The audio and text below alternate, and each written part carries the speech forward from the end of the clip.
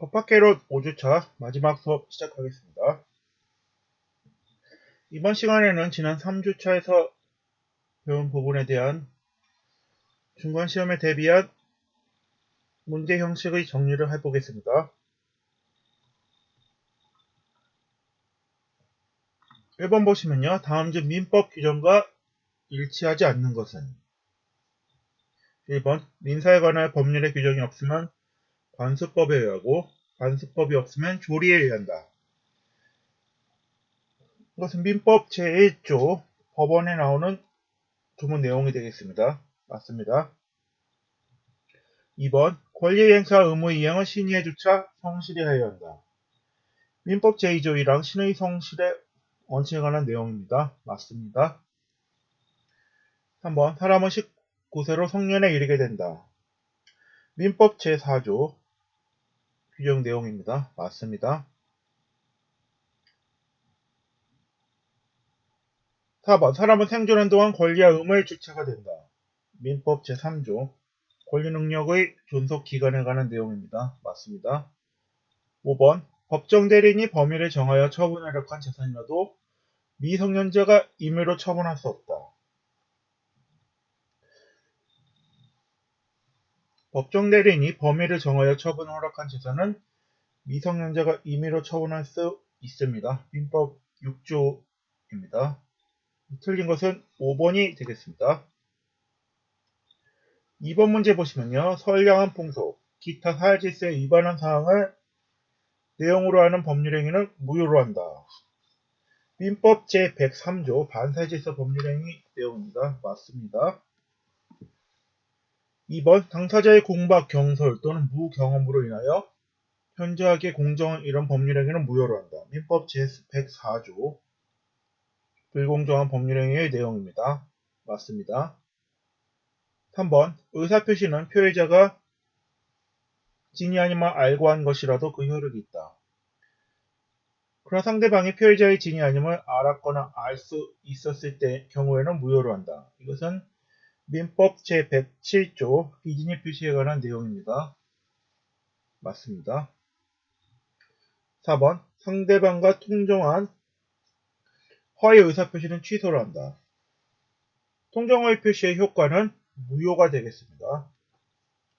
4번이 틀렸습니다. 민법 제108조입니다. 5번 의사표시는 법률행위의 내용의 중요 부분을 차고 있는 때에는 취소할 수 있다.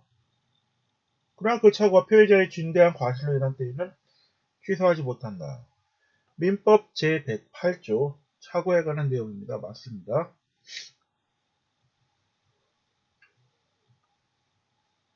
3번 보겠습니다.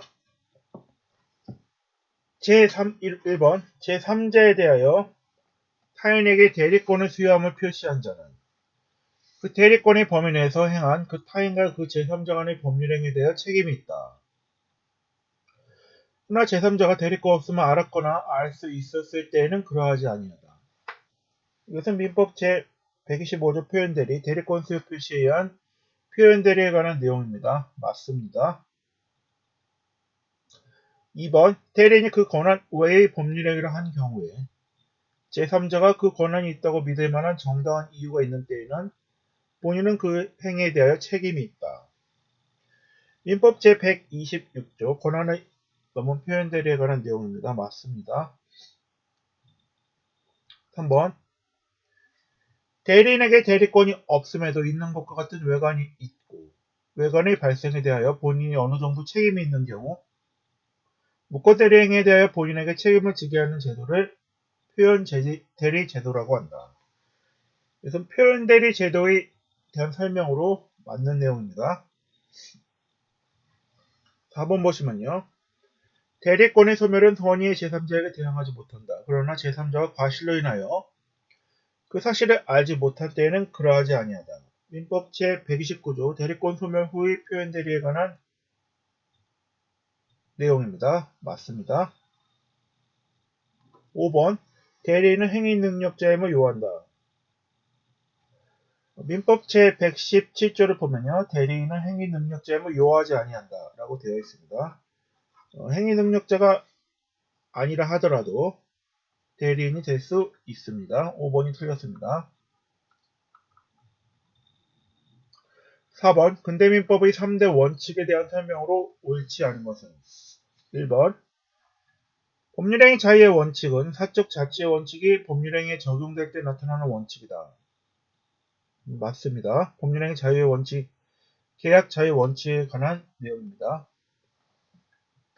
2번 과실책임의 원칙은 개인이 일정한 정신작용에 기하여 타인에게 손해를 준 경우에 그 행위가 위법하고 고의 또는 과실이 있는 경우에만 책임을 진다는 원칙이다. 과실책임의 원칙에 대한 내용으로 맞는 설명입니다. 3번 모든 재해에 대한 완전한 지배를 보장하고 서로 이를 침해하지 않아야 한다는 원칙을 소유권 절대의 원칙이라 한다. 근대민법의 3대 원칙 중 소유권 절대의 원칙에 대한 설명으로 맞습니다. 4번 과실책임의 원칙은 자기책임의 원칙이라고도 한다. 맞습니다. 5번 공공법리를 최고 상위 개념으로 하여 이를 실현하기 위한 구체적 하위 개념으로 신의 성실의 원칙 등이 자리 잡게 되면서 근대민법의 3대 원칙은 변함없이 적용되게 되었다. 공공법리를 최고 상위 개념으로 하여 하위 개념으로서 신의 칙이 적용되게 되면서 근대민법의 3대 원칙이 수정되게 되었습니다. 계약 자유의 원칙은 계약 공정의 원칙으로 수정되게 되었고 소유권 절대의 원칙은 소유권 상대의 원칙으로 수정되게 되었습니다. 과실책임의 원칙에는 무과실책임의 원칙이 도입되게 되었습니다. 따라서 5번이 틀린 것이 되겠습니다. 5번 문제 보시겠습니다. 다음 설명 중 옳지 않은 것은 1번 물건의 용법에 의해 취하는 산출물은 천연 과실이다. 맞습니다. 민법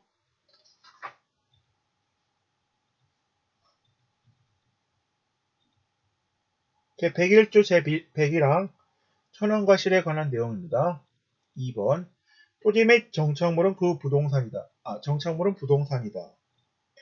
민법 제99조 1항의 내용으로 맞습니다. 3번 물건의 소유자가 그 물건을 상용에 공하기 위하여 자기 소유인 다른 물건을 이에 부속하게 한 때에는 그 부속물은 종물이다. 민법 제100조 1항 주물 종물에 관한 내용으로 맞습니다. 4번 물건의 사용대가로 받는 금전 기타의 물건은 법정 과실로 한다. 민법 제101조 2항 법정 과실의 내용으로 맞습니다. 5번 민법에서 물건이라 하면 유체물만을 말한다. 민법 제98조에서 물건의 정의가 나와 있습니다. 물건이라 하면 유체물 및 전기 기타 관리할 수 있는 자연력을 말한다. 유체물에 한정되는 것이 아니라 전기 기타 관리할 수 있는 자연력도 물건에 해당합니다. 5번이 틀렸습니다. 6번 보시겠습니다. 무효와 취소에 대한 설명으로 옳지 않은 것은 1번 법률행위의 일부분이 무효인 때에는 그 전부를 무효로 한다. 그러나 무효 부분이 없더라도 법률행위를 하였을 것이라고 인정될 때에는 나머지 부분은 무효가 되지 아니한다. 일부 무효에 관한 설명으로서 민법 제137조의 내용입니다. 맞습니다. 2번 무효인 법률행위는 추인하여도 그 효력이 생기지 아니한다. 그러나 당사자가 그 무효임을 알고 추인한 때에는 새로운 법률행위를 본다. 민법 제139조 무효행위의 추인에 관한 내용으로 맞습니다. 4번 취소할 수 있는 법률행위는 제한능력자, 착오로 인하거나 사기 강박에 의해서 의사표시를 한 자, 그의 대리인 또는 승계인만이 취소할 수 있다. 취소권자에 관한 민법 제140조의 내용으로 맞습니다. 4번 취소된 법률행위는 처음부터 무효인 것으로 본다. 다만 제한능력자는 그 행위로 인하여 받은 이익이 현존하는 한도에서 상환할 책임이 있다. 법률행위 취소는 소급해서 무효가 되고요. 취소의 효과로서 제한능력자는 현존이익 한도에서 반환 책임이 있다. 꼭 규정한 민법 제141조 취소의 효과에 대한 내용으로 맞습니다. 5번 취소는 취소의 원인이 소멸한 뒤에 하여야만 효력이 있다. 취소의 원인이 소멸한 뒤에 하여야만 효력이 있는 것은 취소가 아니라 추인입니다. 취소는 취소 원인이 존재하는 경우에도 취소할 수 있습니다. 틀린 것은 5번이 되겠습니다. 7번 문제 보겠습니다. 미성년자 갑은 법정 대리인 병의 동의 없이 자신의 토지를 갑이 미성년자인 안 을에게 매도하고 대금 수령과 동시에 소유권 이전 등기를 해주었는데 병이 갑의 미성년 이유로 계약을 적법하게 취소하였다. 다음 중 옳지 않은 것은 1번 갑과 을의 계약은 소급적으로 무효가 된다. 미성년자의 법정 대리인이 취소권을 행사하면 취소의 효과로서 법률행위는 처음부터 무효인 것으로 됩니다. 1번은 맞고요. 2번 갑이 미성년자임을 을이 몰랐다 하더라도 병은 계약을 취소할 수 있다. 미성년자의 법률행위 상대방이 선의이건 악의이건 불문하고 계약을 취소할 수 있습니다. 맞고요. 3번 갑과 을의 반환 의무는 서로 동시행 관계에 있다. 취소권의 행사로 법률행위가 소급해서 무효로 된 경우 부당이득 반환 의무가 발생하며 이로 인한 반환 관계는 동시행 관계에 있습니다. 맞고요. 4번 지문을 보시면요. 갑이 대금을 모두 생활비로 사용한 경우 대금 전액을 반환해야 한다. 생활비로 사용한 경우는 이익이 현존한다고 봅니다. 따라서 현존이익에 해당하는 사용한 생활비 전액을 반환해야 합니다. 맞습니다. 5번 갑이 대금을 모두 유흥비로 사용한 경우 대금 전액을 반환해야 한다. 유흥비로 사용한 경우에는 현존이익이 없다고 봐서 유흥비로 전액을 사용했다면 반환할 금액이 없게 됩니다. 현존이익이 없으므로 반환할 것이 없습니다. 답이 5번이 되겠습니다. 8번 갑은 자신의 부동산에 관하여 일가 통정한 허위의 매매계약에 따라 소유권 이전 등기를 을에게 해주었다. 그 을은 이러한 사정을 모르는 병과 위 부동산에 대한 매매계약을 체결하고 그에게 소유권 이전 등기를 해주었다. 다음 중 옳지 않은 것은 갑과 을의 계약은 통정허위 표시로서 무효가 됩니다. 무효라 하더라도 선의의 제3자인 병에게는 대항할 수 없습니다. 1번 갑과 을의 매매계약에 따른 채무 이행을 할 필요가 없다. 갑과 을의 계약은 통정허위 표시로서 무효인 법률행위이므로 무효인 법률행위에 대해서 채무를 이행할 필요가 없습니다. 1번 맞고요. 2번 갑은 병을 상대로 이전 등기의 말소를 청구할 수 없다. 통정허위 표시 무효의 당사자는 선의의 제3자에게 대항할 수 없으므로 병에게 계약의 무효임을 이유로 한 등기말소 청구를 할 수 없습니다. 맞고요. 3번 병이 부동산의 소유권을 취득한다. 갑이 병을 상대로 말소 청구를 할 수 없으므로 병은 부동산의 소유권을 취득하게 됩니다. 맞고요. 4번 갑이 자신의 소유권을 주장하려면 병의 악의를 증명해야 한다. 제3자의 선의는 추정되므로 선의가 아님을 상대방 측에서 입증해야 합니다. 맞고요. 5번 병의 갑과 을에 대하여 무효를 주장하는 것은 허용되지 않는다. 갑과 을은 선의의 병에게 대항하지 못하므로 무효를 주장할 수 없지만 선의의 제3자인 병이 무효를 주장하는 것은 허용됩니다. 5번이 틀렸습니다. 9번 조건과 기한에 대한 설명으로 옳지 않은 것은 1번 법률행위의 효력의 발생 또는 소멸을 장래의 불확실한 사실의 발생 여부에 따르게 하는 법률행위의 부과를 조건이라 한다. 조건에 대한 설명으로 맞습니다. 2번 법률행위 효력을 장래의 불확실한 사실에 따르게 하는 조건을 정지조건이라 한다. 법률행위 효력이 일단 발생하지 않다가 조건이 성취되면 효력이 발생하는 것을 정지조건이라 합니다. 맞고요. 해제 조건이 있는 법률행위는 조건이 성취한 때로부터 그 효력을 잃는다. 해제 조건이 있는 법률행위는 일단 법률행위 효력이 발생했다가 해제 조건이 성취되면 법률행위 효력이 생기지 않는 것이기 때문에 맞는 내용이 되겠습니다. 4번 법률행위 효력의 발생 또는 소멸을 장래 발생한 것이 확실한 사실에 따르게 하는 법률행위의 부관을 기한이라 한다. 기한에 대한 설명으로 맞는 내용이 되겠습니다. 5번 내년 1월 1일부터 임대한다는 부관은 정지조건에 해당한다. 내년 1월 1일은 반드시 도래하는 장래의 확실한 사실이므로 조건이 아니라 기한이 되겠습니다. 1월 1일부터 시작하는 것이기 때문에 시기부 법률행위가 되겠습니다. 그래서 정지조건이 아니라 조건부 법률행위로서 시기부 법률행위가 되겠습니다. 5번이 틀렸습니다.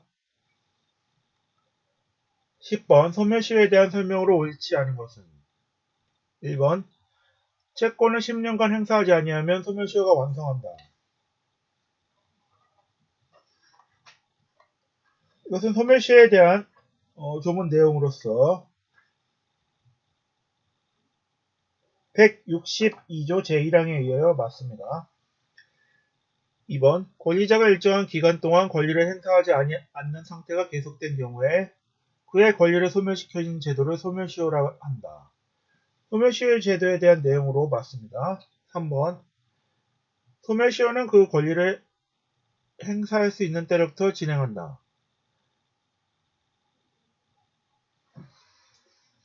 소멸시효의 기산점은 권리 행사 가능한 시점부터 시작됩니다. 맞습니다.